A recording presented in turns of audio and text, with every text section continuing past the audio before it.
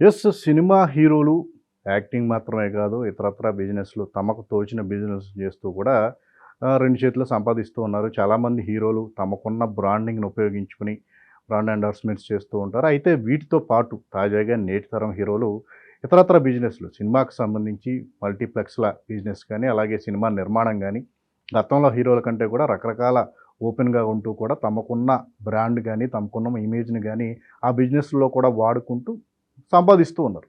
అయితే ఈ మల్టీప్లెక్స్ విషయంలో తొలుత అందరికంటే ముందున్న వ్యక్తి మహేష్ బాబు.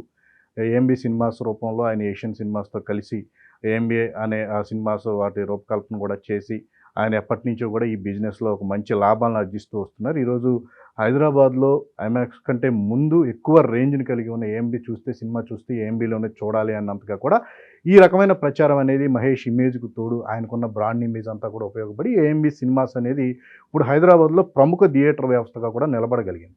అయితే మహేష్ బాటలోనే ఇటీవలే అల్లు అర్జున్ కూడా ట్రిపుల్ ఏ సినిమాస్ అని చెప్పేసి అమీర్పేట సచిన్ థియేటర్‌తో అక్కడ ఒక మల్టీప్లెక్స్ నిర్మాణాన్ని ఆయన ఏషియన్ సినిమాస్ కలిసి ఈ థియేటర్ల ఆవిష్కరణ జరిగింది. అలాగే అంతకుముందు విజయ్ దేవరకొండ కూడా తమ సొంత ఊరిలో మహబూబ్ నగర్‌లో ఏవీడీ థియేటర్స్‌నని ఒకటి ఏర్పాటు చేయడం జరిగింది.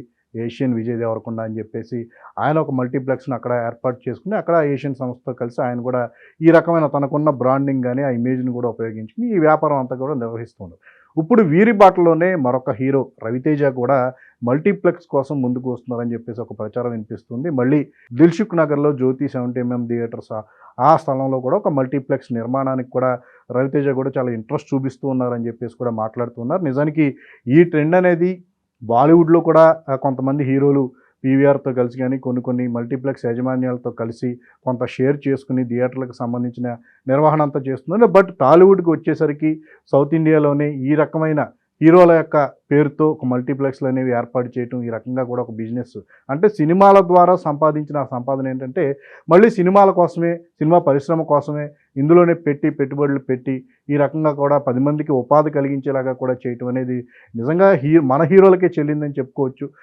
మహేష్ బాబు ఈ రకంగా ట్రెండ్‌కు నాంది పలికితే మహేష్ బాబు దారిలోనే అల్లు అర్జున్ గాని, విజయ్ దేవరకొండ, ఇప్పుడు రవితేజ మరికొంతమంది హీరోలు కూడా ఇలాగే మల్టీప్లెక్స్ బిజినెస్‌లోకి దిగి తమకంటూ తమ పేరు మీద కొన్ని మల్టీప్లెక్స్‌ల నిర్మాణం చేయటం ద్వారా ఒక బ్రాండ్ అనేది క్రియేట్ అవుతూ ఉంటుంది. దీంతో పాటు చాలామందికి ఉపాధి అవకాశాలు కూడా ఉంటుంది కాబట్టి ఈ రకంగా కూడా వాళ్ళందరూ ఆలోచిస్తూ వస్తున్నారు. ఇక తాజాగా వచ్చిన వార్త కూడా మల్టీప్లెక్స్‌లో ఈ బిజినెస్‌లకు కూడా రవితేజ రావడం పట్ల రవితేజ అభిమానులు కూడా సోషల్ మీడియాలో తమ ఆనందాన్ని వ్యక్తం చేస్తున్నారు.